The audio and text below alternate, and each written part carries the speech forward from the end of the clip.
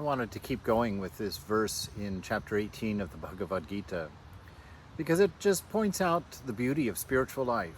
There's this joy of going along and just watching as the years pass, seeing life whittle something beautiful out of you, to find ever more inner peace, to find yourself handling situations in a much more stable kind of way, to feel higher and more wonderful levels of inspiration as you go. Some of them you don't detect for many, many years, but sometimes you wake up and you're quite startled, almost as if you're a different person than you remember being at some point other in your life. This idea of what does the perfect human being look like? And not perfect in the sense of attainment, but perfect in the sense of absolutely authentic. What does it mean to really be myself?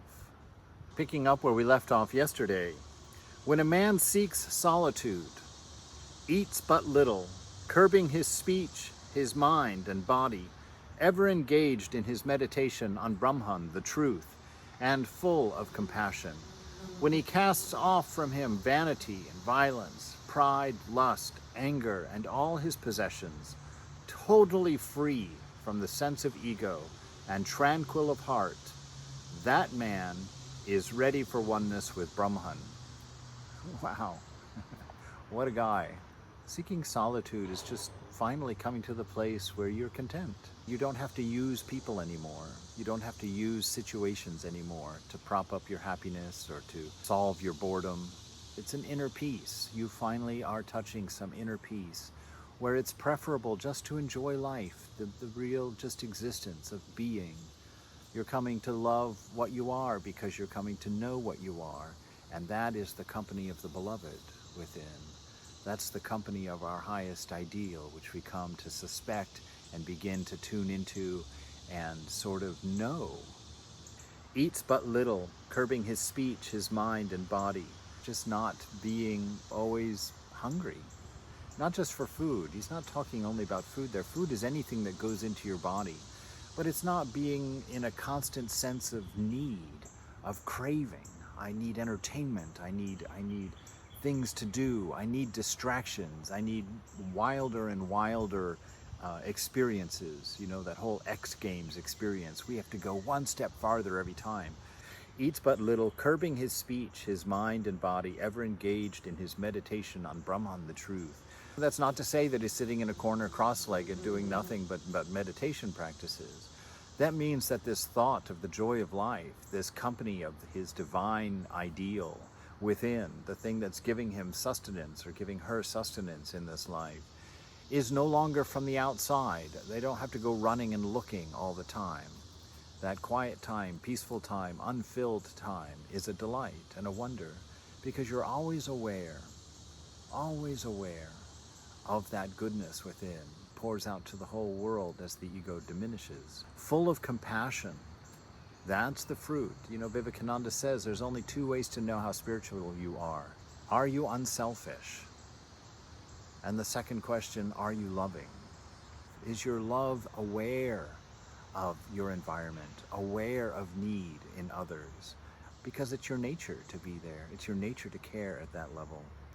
So you be full of compassion, and you've cast off, you've thrown away, literally like trash, you've thrown away vanity.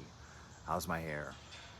These things that will literally just drive you insane and leave you completely naked and hungry at the end of your life when it doesn't matter what you're wearing anymore.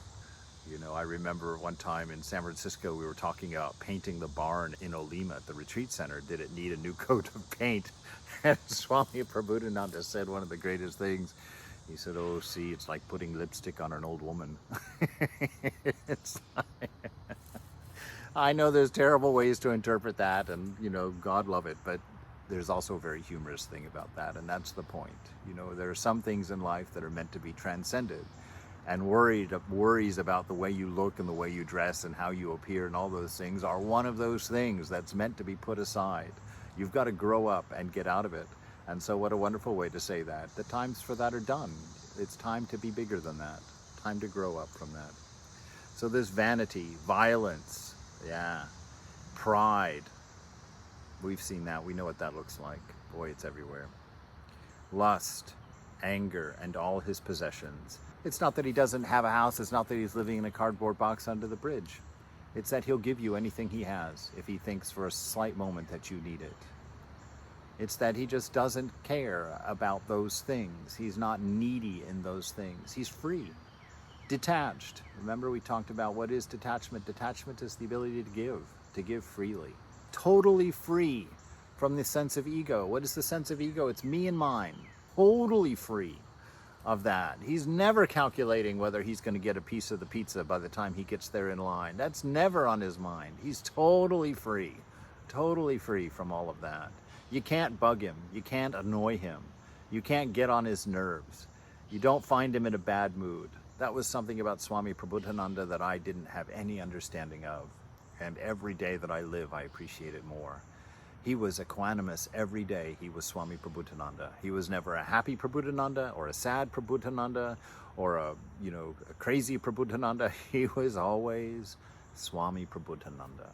You always knew who you were going to meet when you talked with him. And it was a delight. He was so wonderful to live with as a person, so charming. And tranquil of heart. That's that inner peace. That's it. That's the thing.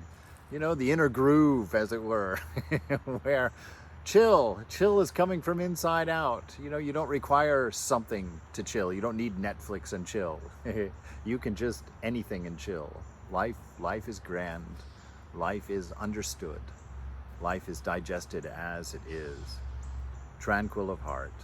That person is ready for oneness with Brahman.